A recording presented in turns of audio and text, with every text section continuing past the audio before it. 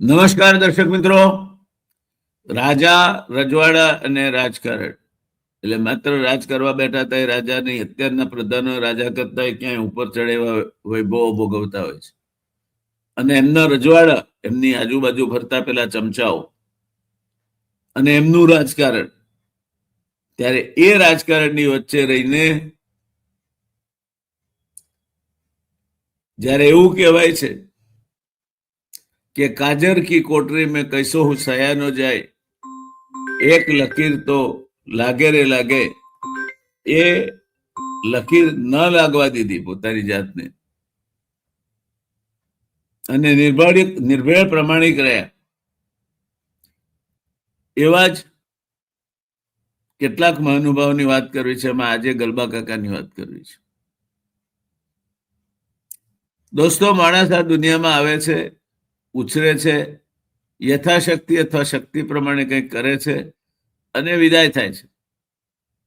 પણ પેલા કવિની પંક્તિ, મૃત્યુ મરી ગયું રે લોલ, જે યથાર્થ કરીને મોતને પણ પછાડ આપી ચાલી નીકળતો કોક મહામાનવ મરીને પણ અમર થઈ જાય છે. એટલે જ કહેવાયું છે કે જિંદગી જિંદાદિલીનું નામ છે, જીતવું દિલ જીતવાનું કામ છે, હાર પણ દિલ જીતી દે છે કોક દી, મોત પણ જીવન અમર ઝાંપો કદી. એવા મહાનુભાવો વારંવાર નથી આવતા, બહુ રાહ જોવરાવીને આવે છે. અને વિધિની વક્રતા તો એ છે કે એમના પાછળ એવી એક નપાવટ પેઢી પેદા થાય છે કે એમના પુણ્યનો રોટલો એ ઓયા કરી જાય છે. આ પ્રસંગ દોસ્તો પાલનપુર સિવિલ હોસ્પિટલમાં તે સમયે કામ કરતા ડોક્ટર NC જુડાલ દ્વારા વર્ણવેલ છે. જુડાલ જ્યારે MBBS નો કોર્સ પૂરો કરી ઇન્ટર્નશિપ માટે પાલનપુર સિવિલ હોસ્પિટલમાં જોડાયા, ત્યારે એક અલબ ઝલપ ઓળખાણ ગલબાભાઈ સાથે થઈ. ગલબાભાઈ એટલે બનાસ ડેરીના ચેરમેન. એમણે ડોક્ટર જુડાલને વડમાંગી સલાહ આપી કે ખેડૂતના દીકરા થઈ ડોક્ટર તો બન્યા, પણ હવે ખેડૂતની ખબર રાખજો. ગલબાભાઈના આ શબ્દોએ એમના જીવનમાં ખેડૂત તરીકેનું એમનું અસ્તિત્વ ફરીથી જીવંત કરી દીધું, કારણ કે ડોક્ટર જુડાલ ખેડૂતના દીકરા હતા. 2 વર્ષ બાદ ગલબાભાઈ અત્યંત ગંભીર અવસ્થામાં હોસ્પિટલમાં દાખલ થયા. આમ તો એમને સામાન્ય શરદી હતી, પણ ડોક્ટરે પેનિસિલિનનું ઇન્જેક્શન આપ્યું, એનું તીવ્ર રિએક્શન આવ્યું. આ માટે એન્ટી એલર્જી ઇન્જેક્શન પાલનપુર હોસ્પિટલમાં નહોતું. એટલું જ નહીં, બહાર ખાનગી દવાની દુકાનમાં પણ નહોતું. ડોક્ટર જુડાલની છાતીના પાટિયા બેસી ગયા, ઇન્જેક્શન ના મળ્યું અને આવડી મોટી હોસ્પિટલમાં આટલા બધા ડોક્ટરોની હાજરીમાં ગલબાભાઈ રિએક્શન આવવાને કારણે મોતને ભેટ્યા. એમને ન બચાવી શકાયા.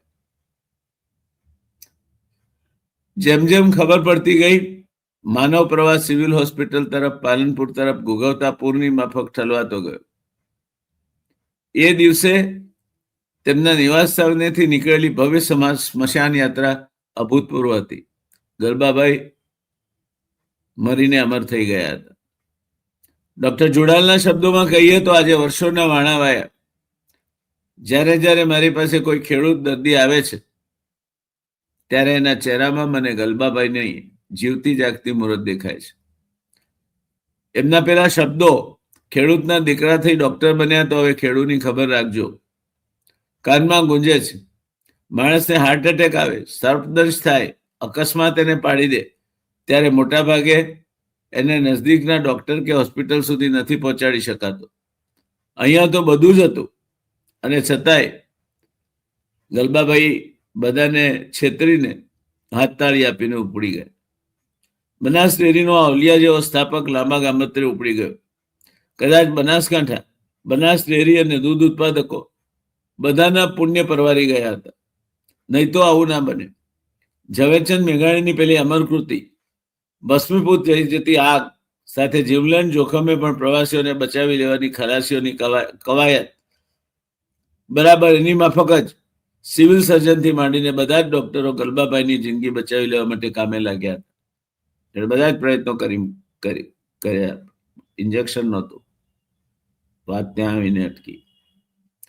પેનિસિલિનના રિએક્શનમાંથી ગલબાભાઈને ના બચાવી શકાય અને ત્યારે આ મહામાનવને કોઈ અકસ્માત શું મારી શકવાનો હતો? એને પોતાના આગોશમાં લેતા ખુદ મૃત્યુ જ મરી ગયું. નરસિંહરાવ ભોળાનાથની આ પંક્તિઓ થી વધુ સારી શ્રદ્ધાંજલિ ગલબાભાઈને ના આપી શકાય. આ પંક્તિઓ કે છે, વ્યર્થ ભયે રચી મૂર્તિ ભયાનક જગ બીતું રહ્યું રે રોલ. વ્યર્થ ભયે રચી મૂર્તિ ભયાનક જગ બીતું રહ્યું રે લોલ. જ્ઞાન તણી તલવાર અડકતા, જ્ઞાન તળી તલવાર અડકતા મૃત્યુ મરી ગયું રે લોલ. જોયું જીવન સત્વ સનાતન સત્ય પ્રકાશ્યું રે લોલ. જોયું જીવન સત્ય સનાતન સત્ય પ્રકાશ્યું રે લોલ. અમરપણું પ્રગટ્યું પછી તત્ક્ષણ મૃત્યુ મરી ગયું રે લોલ. મૃત્યુ મરી ગયું રે લોલ. ગલબાભાઈ આજે આપણી વચ્ચે નથી, પણ આપણી વચ્ચે જ છે. એ મરીને અમર થઈ ગયા એમના કાર્યોને કારણે.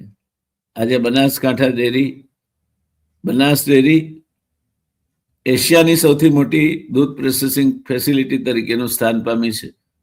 ગલબાભાઈનો આત્મા જ્યાં હશે ત્યાં હરખાતો હશે અને એમના સ્થાને એમના વારસદારો જે બેઠા છે, જે કૌભાંડો કરે છે, એ જોઈને જ્યાં હશે ત્યાં એ કળપતો હશે. આ બે વરવી વાસ્તવિકતાઓ છે. એક બાજુ ગલબાભાઈ હતા, એમણે સંપૂર્ણ સાદગીથી જીવન વિતાવ્યું અને ડેરીની સેવા કરી. બીજી બાજુ પાછળ એવો ફાલ પેદા થયો છે કે જે બધું ફોલી ખાવા બેઠો છે. અને એટલે કહેવાનું મન થાય છે કે મૃત્યુ મરી ગયું રે રોલ. ગલબાભાઈ તો ગુજરીને અમર થઈ ગયા, પણ આ અમરત્વ પામવાનો અબરખો લઈને જન્મેલા પ્રજાસેવકો એમણે તો મૃત્યુને મારી નાખ્યું છે. એમને મોતનો પણ ભય નથી. તો દોસ્તો, ગલબાભાઈને યાદ કરીએ, એમની સેવાઓને યાદ કરીએ, એમની સાદગીને યાદ કરીએ, એમની પ્રમાણિકતાને યાદ કરીએ અને કહીએ કે ગલબાભાઈ તમે અમર થઈ ગયા. મારી ગલબાભાઈને અત્યંત વિનમ્ર ભાવે શ્રદ્ધાંજલિ. ધન્યવાદ.